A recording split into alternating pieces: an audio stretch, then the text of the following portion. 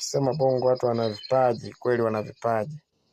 Simuona kijana mdogo kitu anachokifanya hapo. Sijui sisi tuna miss, yani ni wapi tunapofeli yani. Sasa kijana kama huyu anatakiwa awezeshwe, kijana inaonyesha na idea fulani.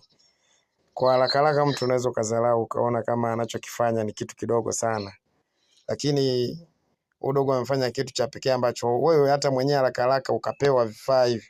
Sijui zumbambao sijui nini, utengeneze kijiko kama hicho hapo kiweze kuchota na kumwaga, kiweze kuswing kulia na kushoto, kizunguke hivyo. Ni ngumu. Kwa hiyo inatosha, inaashiria kabisa kuwa Negroes, blacks tuna vipaji.